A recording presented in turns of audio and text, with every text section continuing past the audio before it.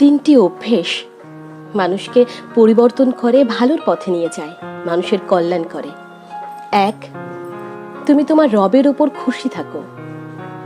তোমার জন্য তিনি যে সিদ্ধান্ত নিয়েছেন সেটাকে তুমি সাদরে গ্রহণ করো এবং সন্তুষ্ট থাকো তার সিদ্ধান্তের ওপর।